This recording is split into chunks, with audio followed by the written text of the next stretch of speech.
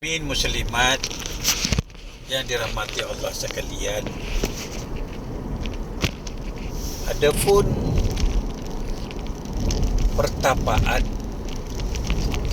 betapa semedi bersuluk adalah dilakukan oleh mereka yang mencintai alam akhirat, mencintai alam kematian, merindui alam barzah. Kita semua ada kampung halaman kita, kampung asal kita. Kita asal dari alam abadi. Alam abadi. Kita asal daripada alam tidak ada, tidak punya, tidak memiliki. Jadi pertapaan ini adalah satu kaedah, satu cara, satu pendekatan, satu approach untuk mengembalikan diri kita kepada sebagaimana asal kita. Inilah tujuan pertapaan orang dulu-dulu, untuk mengembalikan dunia,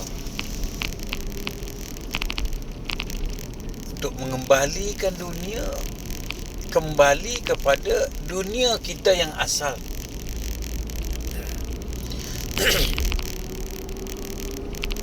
Kemudian yang keduanya,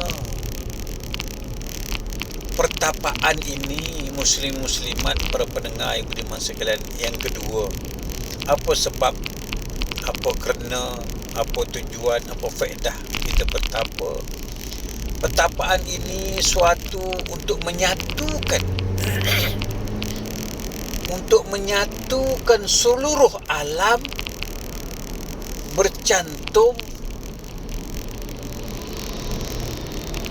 bercantum dengan rohani kita.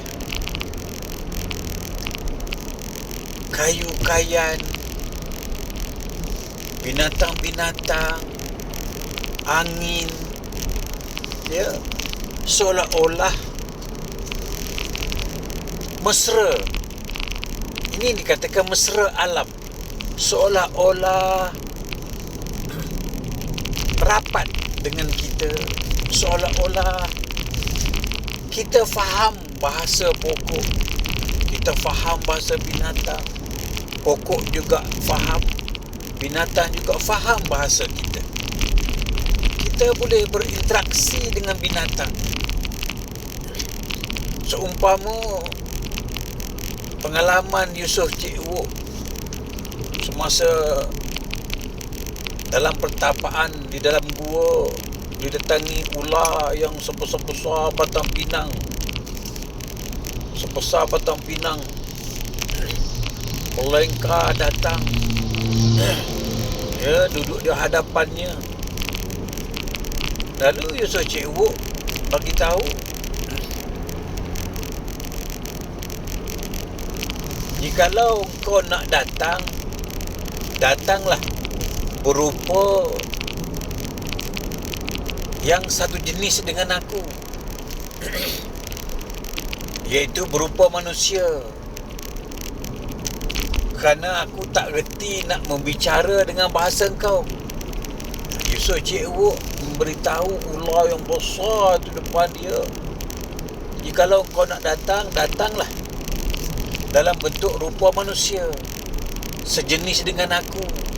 Jangan datang dalam bentuk binatang. Aku tak reti nak berbahasa dengan kau. Lalu ular itu merunduk, terus berlalu. Jadi Yusof Cik Wok bangun, tengok rumput itu, mampat, seolah-olah ada kesan ular lalu. Bererti ular itu bukan ular jadi-jadian. Bererti ular itu bukan ular jelmaan. Ular betul.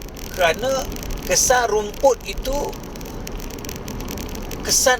bekas ular lalu itu kelihatan jelas.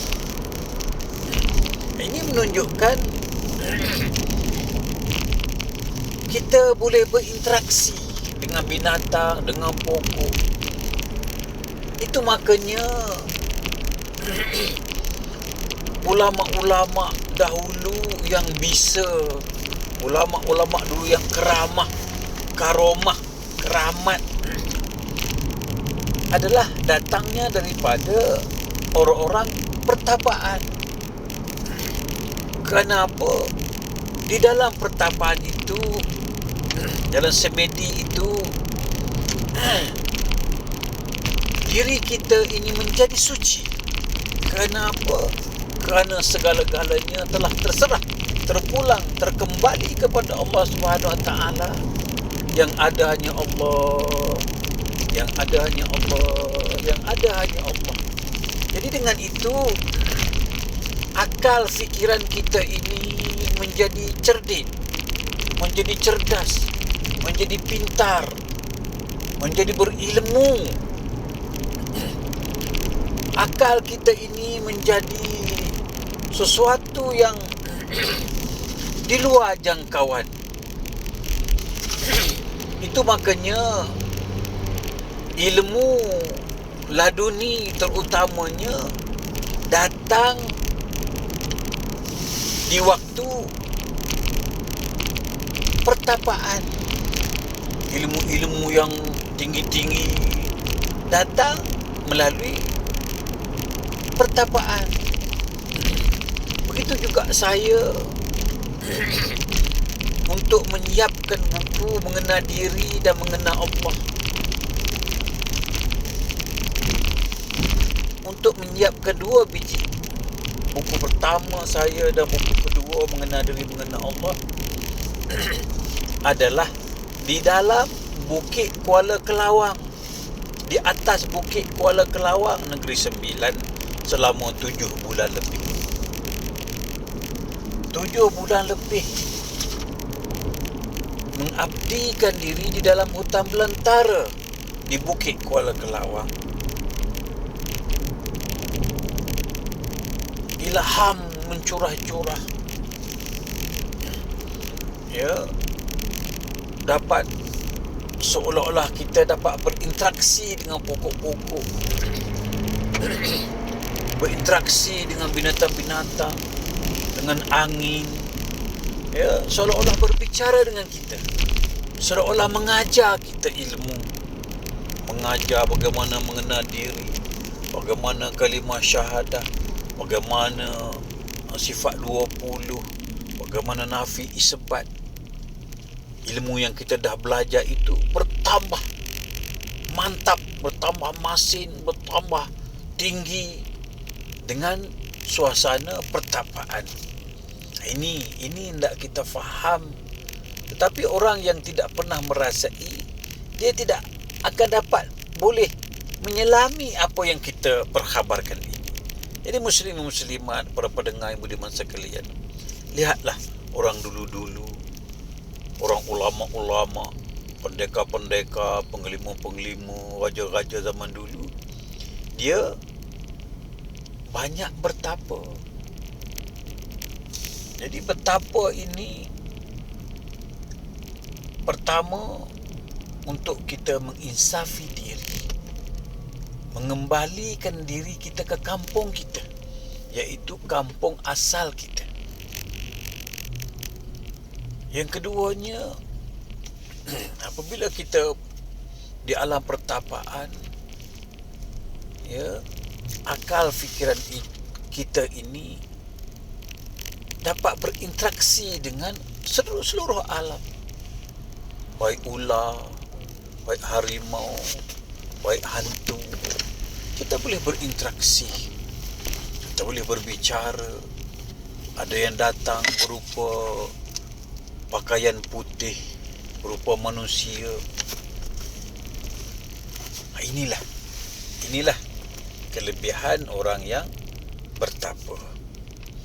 Jadi di alam sekarang ini, di zaman sekarang ini, kurang orang mengetahui akan rahsia pertapaan. Tak ada guru yang mendidik, tak ada guru yang menunjuk ajar. Jadi cuma kalau ada pun berkhalwat pun kalau kena dengan caranya sama dengan pertapaan.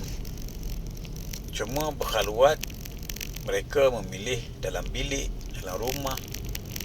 Adapun pertapaan ini orang memilih dalam gua, dalam bukit, dalam hutan, di tempat-tempat keramat. Ya, itu sajalah ya mengenai pertapaan. Sekali lagi, akhir kalam, betapa ini untuk mendekatkan kita, mengembalikan kita kepada alam kematian. Jadi barang siapa nak merasa alam kematian, alam abadi, pulang ke kampung asal kita, pergilah bertapa. Itu makanya orang dulu rindu kepada pertapaan, rindu kepada gua, rindu kepada bukit, rindu kepada hutan, nak bertapa. Kenapa? Kerana dia rindu kepada kematian, rindu kepada alam barzah, rindu kepada alam sebelum rahim, rindu kepada alam sebelum kita beranak. Kita rindu kepada Allah, kita rindu kepada alam barzah. Kalau boleh, hari ini pun kita nak mati. Kalau boleh, ya Allah, kembalikanlah aku pada hari ini. Aku nak berjumpa kampung aku. Aku nak balik kepada kampung asalku, nak berjumpa dengan ibu bapa aku. Ya Allah, inilah hebatnya orang dulu-dulu suka kepada alam pertapaan. Itu saja. Wabillahi taufiq wa hidayah. Wassalamualaikum warahmatullahi wabarakatuh.